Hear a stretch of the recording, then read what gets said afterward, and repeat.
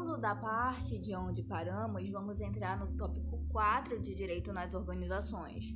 Tópico 4. Imunidades tributárias. Tópico 4. Imunidades tributárias. Temos que a Constituição Federal proíbe a instituição de impostos sobre certas pessoas ou situações. Baleiro, 1976, ensina que essas imunidades tributárias são vedações absolutas ao poder de tributar certas pessoas, subjetivas, ou certos bens, objetiva. Ou seja, se perguntarem o que são vedações subjetivas, são vedações absolutas de tributar pessoas. Se perguntarem o que são vedações objetivas, são vedações absolutas de tributar certos bens. Então, segundo Baleiro, vedações absolutas ao poder de tributar. Imunidades tributárias são vedações absolutas ao poder de tributar certas pessoas, subjetivas, ou certos bens, objetiva. E às vezes, umas e outras. Imunidades tornam inconstitucionais as leis ordinárias que as desafiam. Olha, as imunidades tributárias vão tornar inconstitucional a lei que a desafiar. A afirmação pode ser comprovada na leitura do dispositivo transcrito. Artigo 150. Sem prejuízo de outras garantias asseguradas ao contribuinte, é vedada à União, aos Estados, ao Distrito Federal e aos municípios instituir impostos sobre... Olha que é proibida à União, os Estados, o Distrito Federal e aos municípios asseguradas outras garantias ao contribuinte... sem prejuízo de outras garantias asseguradas ao contribuinte... É proibida a União, os Estados, Distrito Federal e municípios instituir impostos sobre o patrimônio, renda ou serviços uns dos outros. Ou seja, as entidades responsáveis, a União, o Estado, Distrito Federal, responsáveis pelo poder, pela instituição de impostos, elas não podem instituir impostos sobre o patrimônio, renda ou serviços uns dos outros. Não podem pedir impostos uns dos outros. Elas também não podem instituir impostos sobre templos de qualquer culto. Olha que legal. Dentro da imunidade tributária está que é vedada a União, Estado, Distrito Federal e municípios instituir impostos sobre os patrimônios, rendas ou serviços uns dos outros, sobre templos de qualquer culto, sobre o patrimônio, renda ou serviços dos partidos políticos, inclusive suas fundações, das entidades sindicais dos trabalhadores. Ela não pode instituir impostos. Ela não pode instituir impostos, exatamente isso, sobre as entidades sindicais dos trabalhadores. Ela não pode instituir impostos das instituições de educação e de assistência social, ou seja, escolas não têm impostos. Sem fins lucrativos, escolas sem fins lucrativos, é claro, atendidos os requisitos da lei. Ou seja, ela não, de acordo com a linha C, ela não pode instituir impostos sobre o patrimônio, renda ou serviços dos partidos políticos, inclusive suas fundações, das entidades sindicais dos trabalhadores, das instituições de educação e assistência social sem fins lucrativos, atendidos os requisitos da lei. Ela também não pode, a União, Estados, Distrito Federal e municípios não podem instituir impostos sobre livros, jornais, periódicos e o papel destinado à sua impressão. Não pode instituir impostos sobre os livros, jornais, periódicos e papel destinado à sua impressão. Bem interessante. É capaz de cair lá, né? No texto legal, encontra-se a imunidade tributária. Fácil concluir que a imunidade tributária é uma hipótese de não incidência constitucionalmente qualificada.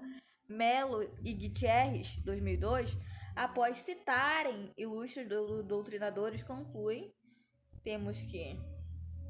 é fácil concluir que a imunidade tributária é uma hipótese de não incidência constitucional qualificada, ou seja, não vai incidir impostos de forma constitucionalmente aceita e qualificada. Mello e Gutierrez após citarem ilustres doutrinadores, conclui que, assim, a imunidade é uma regra que proíbe as pessoas com competência tributária de tributarem determinadas pessoas. Ora, se a imunidade se caracteriza por consistir em regras que proíbem entes políticos de criarem determinadas obrigações tributárias, e se a imunidade beneficia sempre pessoas, podemos dizer que esta cria regras impeditivas de tributação de determinadas pessoas. Trata-se, pois, de direito subjetivo dos contribuintes.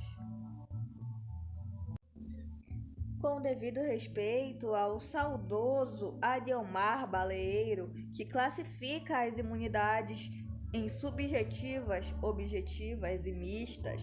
Olha, vai classificar as imunidades tributárias em subjetivas, objetivas e mistas. Nosso entendimento acompanha o eloquente Carrasa, que afirma que a imunidade é sempre subjetiva a tributar pessoas, já que invariavelmente beneficia pessoas, que por sua natureza jurídica, quer pela relação que guardam determinados fatos, bens ou situações. Ou seja, a imunidade é sempre subjetiva, já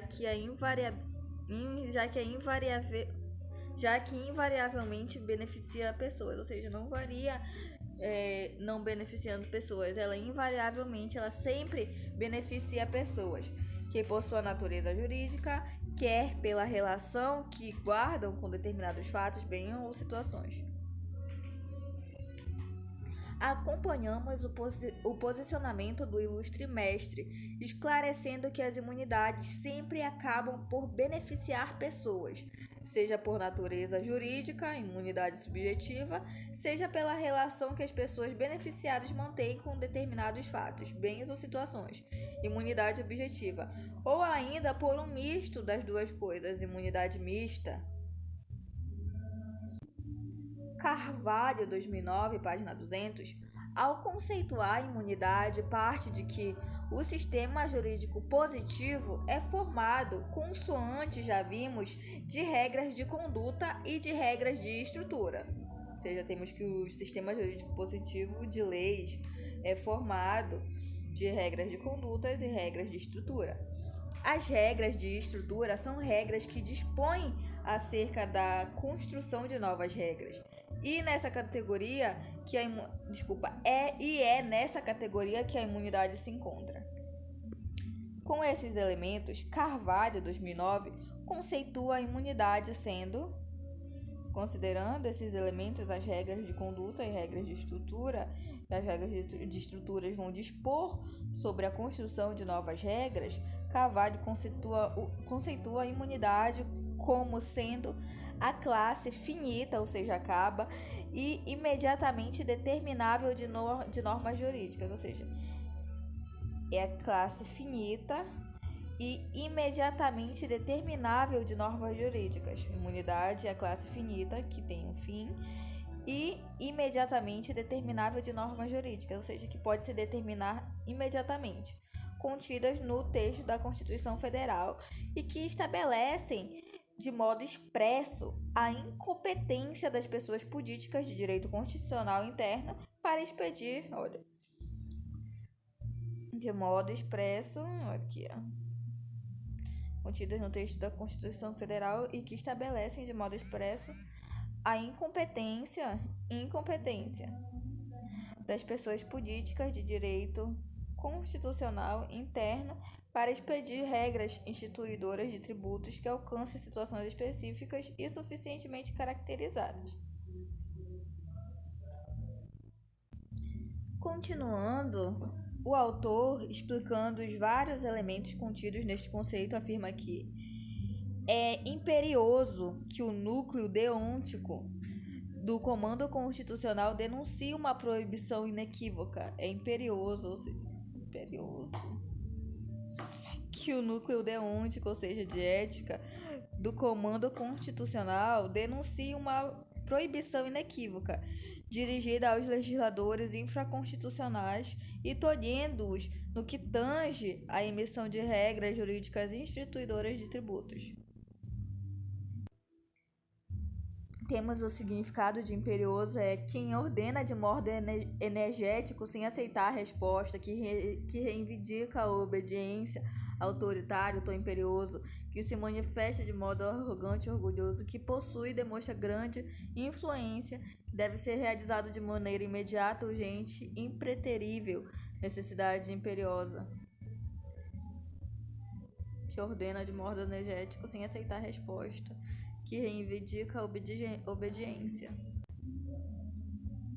Ou seja, é necessário que o núcleo deontico do comando constitucional ordene sem aceite de resposta, em contrário, denuncia uma proibição inequívoca dirigida aos legisladores infraconstitucionais e tolhendo-os no que tange à emissão de regras jurídicas instituidoras de tributos. O isolamento do núcleo de cada proposição normativa pressupõe o emprego de processo de formalização. Temos que o isolamento do núcleo de cada proposição normativa pressupõe o emprego do processo de formalização, pelo qual se encaminha em busca das estruturas lógicas. E quando nos deparamos com a associação dos moldais, VO, proibido obrigar, teremos achado a afirmação ostensiva e peremptória de incompetência. Eita caramba! Quanta palavra difícil. Justamente o contrário daquelas outras PO. Permitindo obrigar. Olha, PO, permitindo obrigar. Que atribuem poderes para legislar, daí falar-se em normas que estabelecem a incompetência.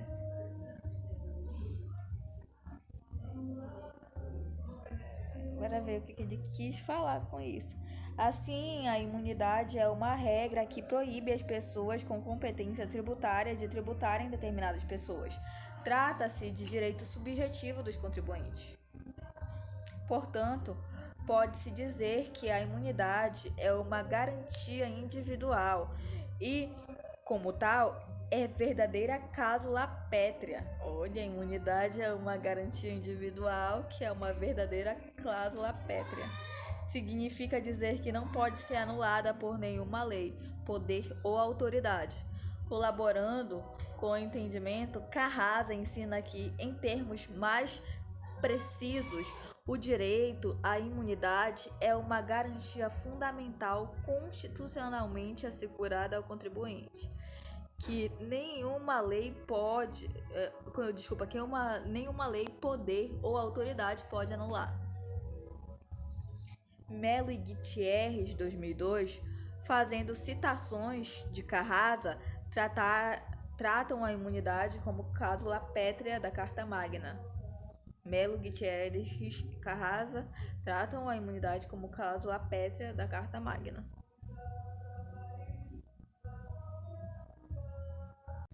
A Constituição Federal, em seu artigo 60, define requisitos para a emenda de seu texto. No parágrafo 4º, define matérias que não poderão ser modificadas em hipótese alguma, as chamadas cláusulas pétreas, que em seu inciso 4º traz os direitos e garantias fundamentais como matérias que não poderão ser supridas pelo legislador derivado. Direitos e garantias que tornam efetivos tais direitos contra particulares ou mesmo o Estado são uma grande conquista do Estado de Direito.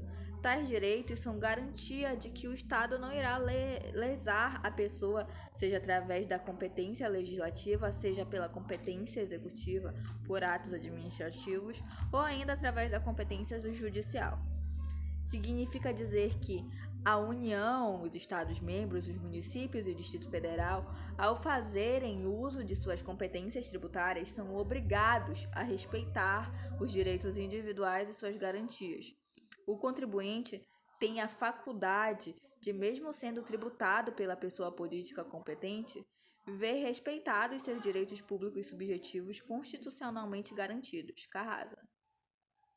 Sendo a imunidade um direito individual do contribuinte, conforme demonstrado no tópico anterior, temos que as imunidades são cláusulas pétreas, não podendo ser alteradas ou desrespeitadas pelo Estado, seja pelo Executivo, Judiciário ou Legislativo. De outro modo, há dois grandes motivos para não se desrespeitar uma situação de imunidade. Primeiro, pelo fato de que a imunidade desenha a competência do Estado para criar tributos em abstrato, ou seja, impedindo que tribute certos contribuintes. Segundo, constitui direito fundamental do contribuinte, sendo, pois, cláusula pétrea.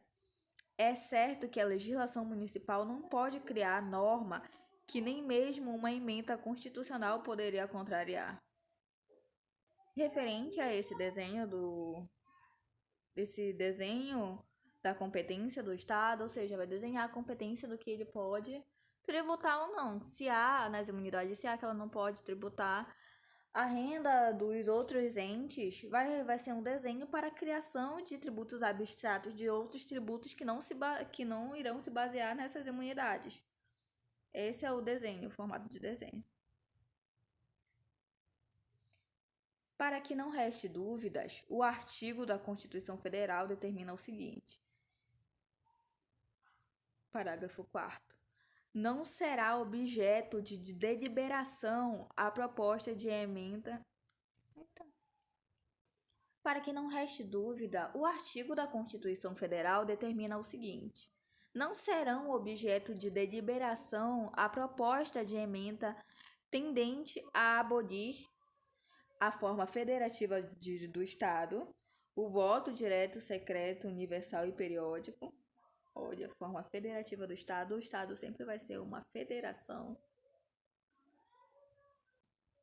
O voto direto, secreto, universal e periódico, a separação dos poderes, os direitos e garantias individuais. Nas palavras de Carrasa 2000, significa dizer que a União, os Estados-membros, os municípios e o Distrito Federal, ao fazerem uso de suas competências tributárias, são obrigados a respeitar os direitos individuais e suas garantias. O contribuinte tem a faculdade de, mesmo sendo tributado pela pessoa política competente, ver respeitados seus direitos públicos subjetivos constitucionalmente garantidos. Reforça a ideia Carrasa 2000, realmente tratando de imunidade tributária, direito fundamental do contribuinte, ele veicula cláusula pétrea do CF, artigo 60, parágrafo 4, inciso 4 da CF, imodificável. Olha, ele veicula a imunidade tributária, cláusula pétrea imodificável, pois, por meio de uma emenda constitucional, fruto de um mero poder constituinte derivado.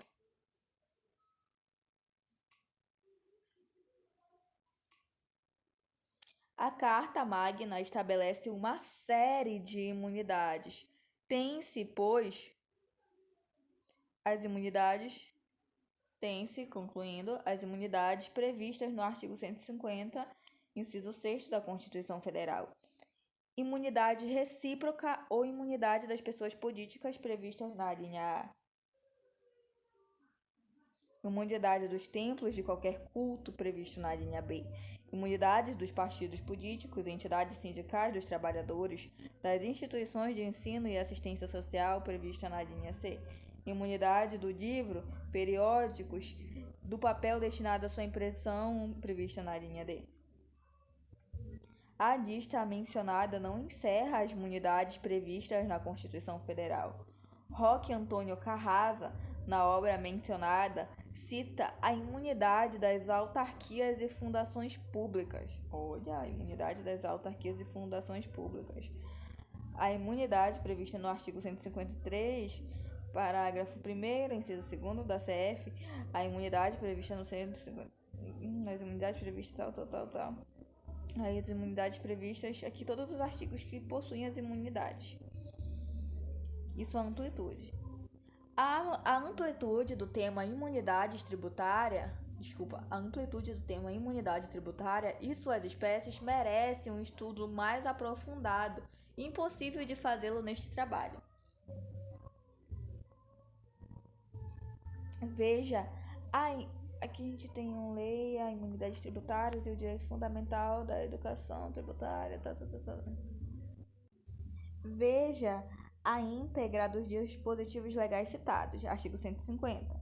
Sem prejuízo de outras garantias asseguradas ao contribuinte, é vedado à União, Estados, Distrito Federal e municípios instituir impostos sobre patrimônio, renda ou serviços um dos outros, templos de qualquer culto, patrimônio, renda ou serviços dos partidos políticos, inclusive suas fundações, das entidades sindicais, dos trabalhadores, das instituições de educação e assistência social sem fins lucrativos, atendidos os requisitos da lei, sobre livros, jornais, periódicos e o papel destinado à sua impressão.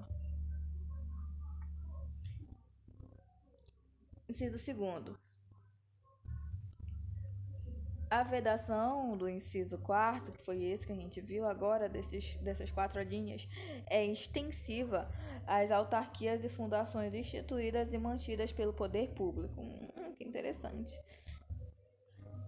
No que se refere ao patrimônio, rendas e serviços vinculados às suas finalidades essenciais ou às delas decorrentes. Ou seja, as instituições instituídas e mantidas pelo poder público também entram nesse conglomerado. Artigo 153.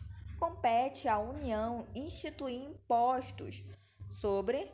Artigo 153. A União vai instituir impostos sobre renda e proventos de qualquer natureza. A União vai instituir impostos sobre renda e provento de qualquer natureza.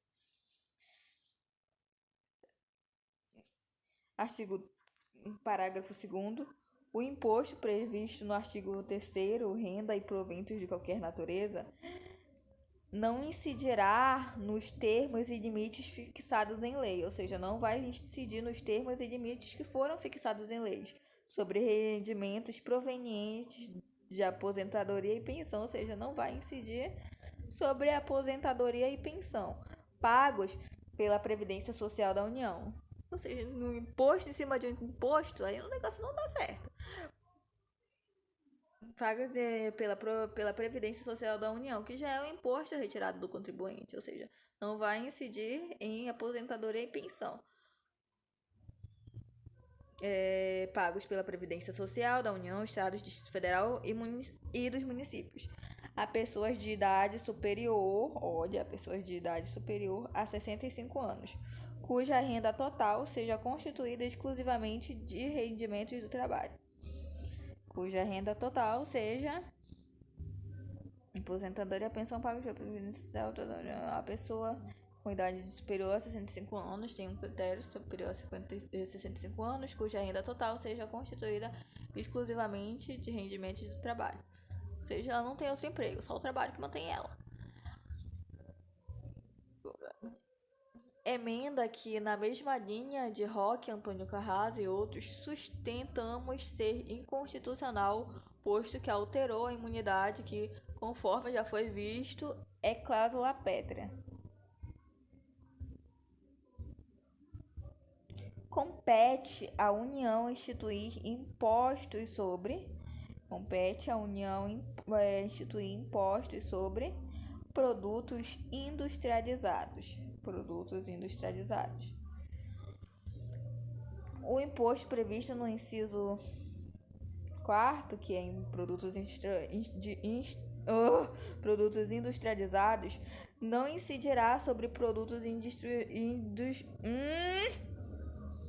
O imposto previsto no inciso 4º, que é produtos industrializados, o imposto previsto nesse inciso não incidirá sobre produtos industrializados destinados ao exterior.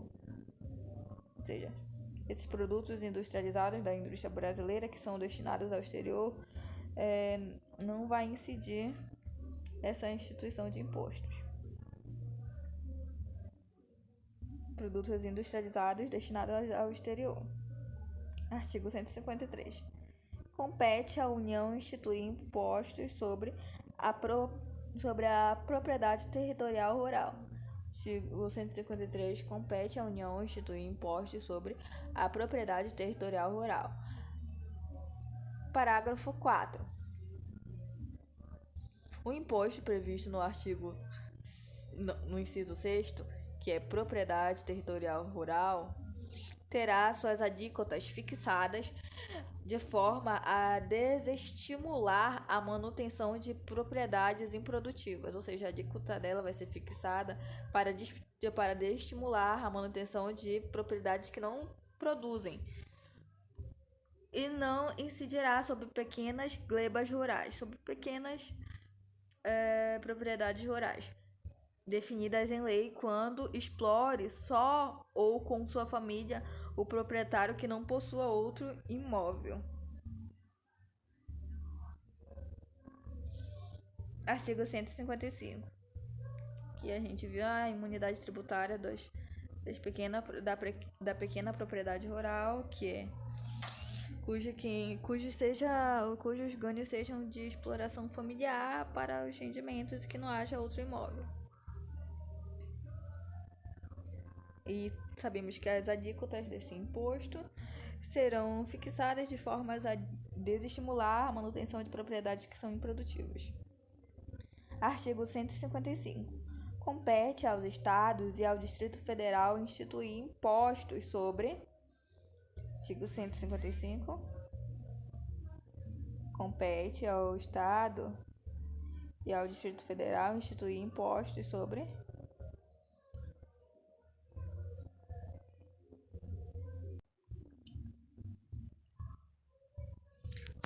as operações relativas à circulação de mercadorias e sobre prestações de serviços de transporte interestadual e intermunicipal e de comunicação, ainda que as operações e as prestações se iniciem no exterior. Parágrafo 2º. O imposto previsto no inciso 2º, que é operações relativas à circulação de mercadorias sobre prestações de serviços de transporte interestadual e intermunicipal e de comunicação, ainda que as operações e as prestações se iniciem no exterior, temos que o imposto previsto no inciso 2º atenderá ao seguinte: não incidirá sobre operações que destinem ao exterior produtos industrializados, excluídos os semi-elaborados definidos em lei complementar. Ou seja, não incidirá, atenderá o seguinte: não, olha esse imposto de CMS não vai incidir sobre operações que destinem ao exterior produtos industrializados, excluídos os semi-elaborados, definidos em lei complementar. Não incidirá sobre operações que destinem a outros estrados petróleo, sobre petróleo, inclusive lubrificantes, combustíveis líquidos e gasosos de derivados e energia elétrica. Ou seja, se a tua empresa de energia elétrica não vai incidir SMS. Não incidirá sobre o ouro nas hipóteses do artigo 153, inciso 5º. Parágrafo 5º, desculpa. ICMS não incidirá sobre o ouro. Que legal. Artigo 155. Compete aos Estados, ao Distrito Federal, instituir impostos sobre. Compete aos Estados e ao Distrito Federal instituir impostos sobre operações relativas à circulação de mercadorias, sobre prestações de serviços de transportes interestadual e intermunicipal e de comunicação, ainda que as operações e prestações se iniciem no exterior. Inciso 3º. À exceção dos impostos que tratam o inciso 2º, que é operações relativas à circulação de mercadorias, do caput deste artigo, inciso 1 e 2, nenhum outro tributo poderá incidir sobre operações relativas à energia elétrica, serviços de telecomunicações. Nenhum outro tributo poderá incidir sobre operações relativas à energia elétrica, serviços de telecomunicações derivados de petróleo, combustíveis e minerais do país.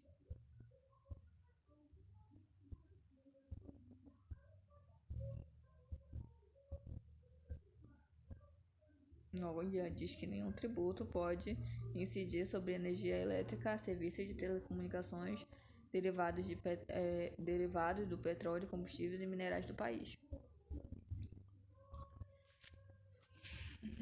Artigo 156. Compete aos municípios instituir impostos sobre a transmissão intervivos a qualquer título. Transmissão intervivos a qualquer título, por ato oneroso de bens imóveis, por natureza de ascensão física e direitos reais sobre imóveis.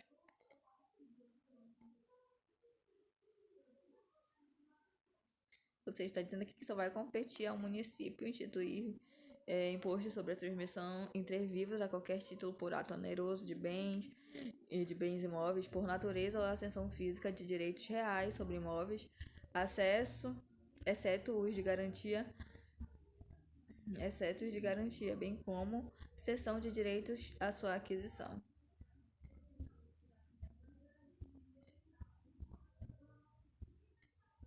Aqui está repetindo. Artigo 156. Compete aos municípios instituir impostos sobre transmissões entre vivos a qualquer título por ato oneroso de bens imóveis, por natureza ou ascensão física e de direitos reais sobre imóveis, exceto os de garantia, bem como a cessão de direitos à sua aquisição. Parágrafo 2º. O imposto previsto no inciso 2º, que é a transmissão intervivos, não incide sobre a transmissão de bens ou direitos incorporados ao patrimônio da pessoa jurídica em realização de capital. Ou seja, no que ela integralizou na empresa. Se ela realizou o capital da empresa dela, essa transmissão não vai incidir, essa transmissão intervivos, que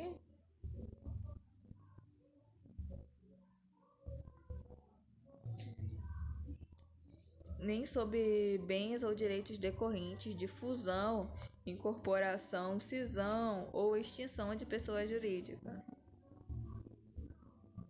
salvo se, nesses casos, a atividade preponderante do adquirente for compra e venda de bens ou direitos, locação de bens imóveis ou arrendamento mercantil. Que eu não entendi muito esse artigo, não. O imposto.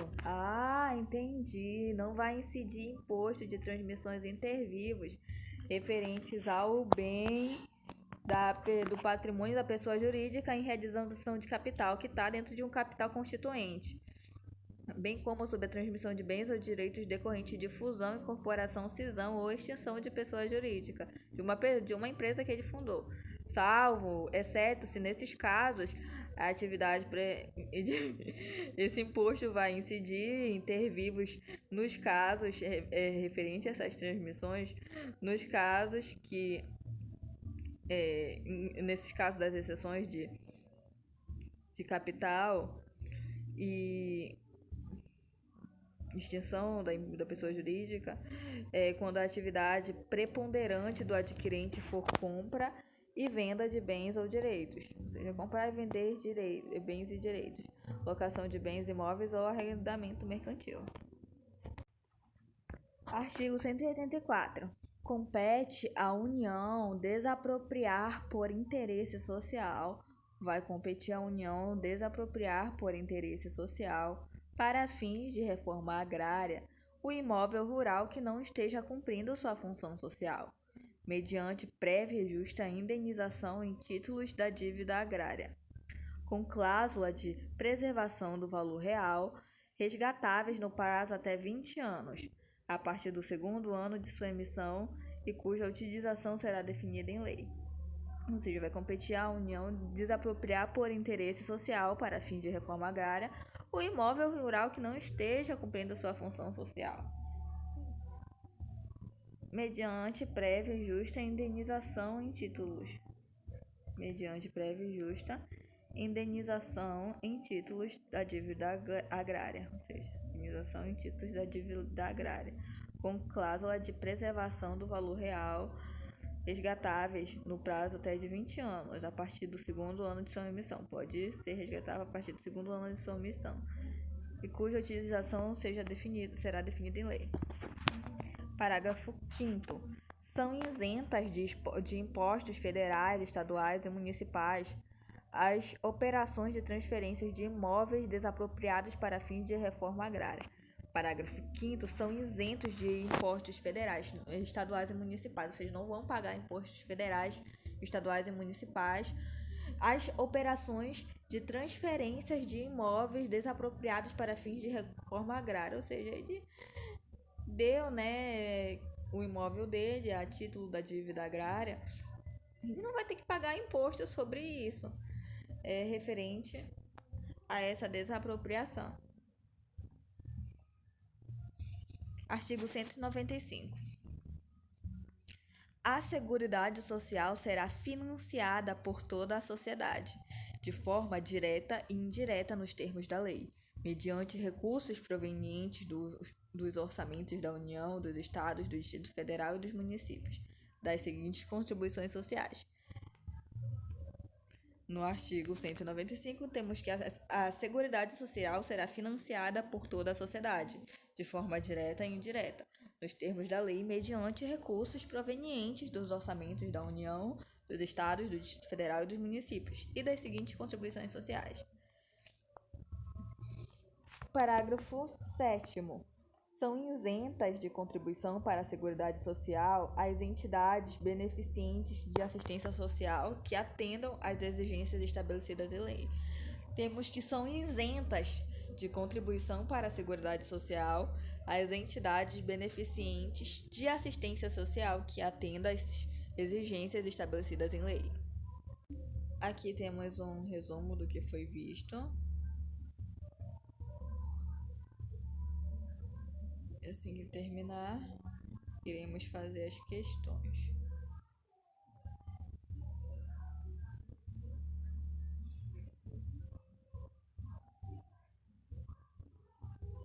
Versículo federativo.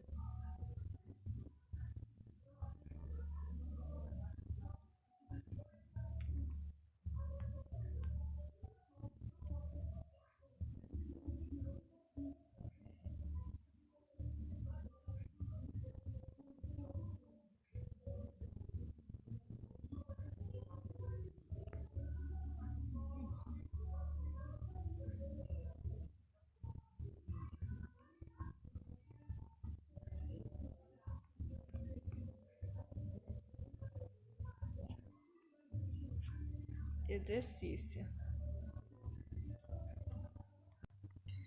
Questão 1. Leia o enunciado e assinale a alternativa correta.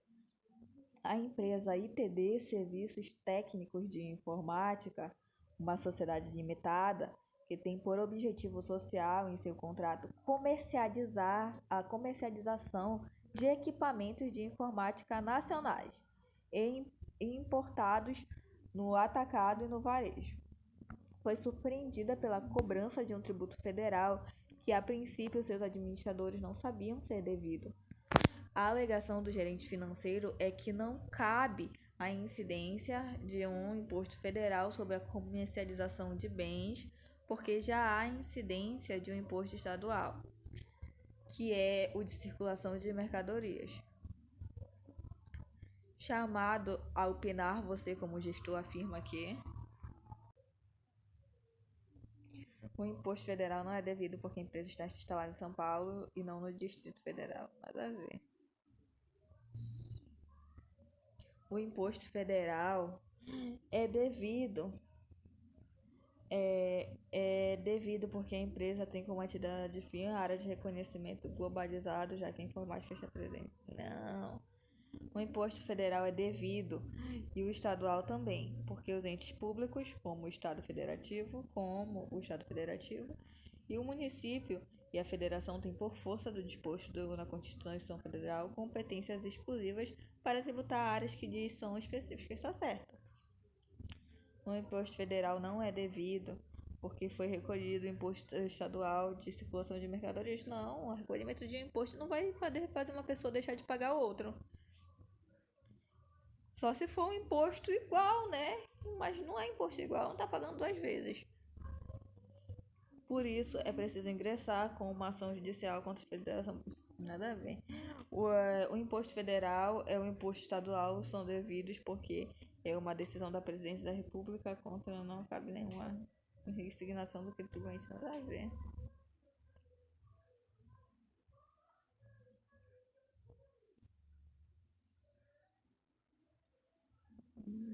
Aqui tá a correção das alternativas.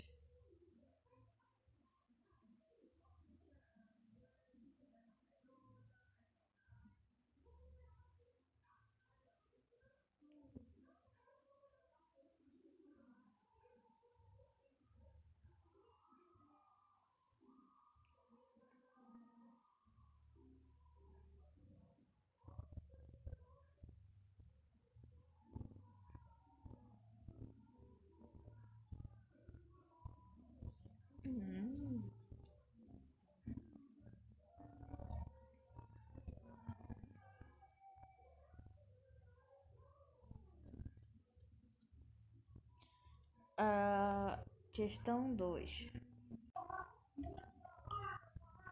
Questão 2 é o enunciado considera as afirmativas que seguem. O prefeito do município de Taiobá da Serra anunciou pela rádio da cidade que vai começar a cobrar imposto sobre a entrada de veículos de outra cidade em seu município.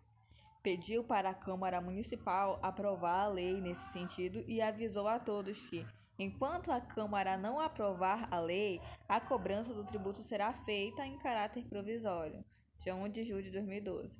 Essa medida do prefeito contraria a Constituição Federal porque ninguém é obrigado a fazer ou deixar de fazer alguma coisa senão em virtude de lei, que nesse caso ainda não foi criada.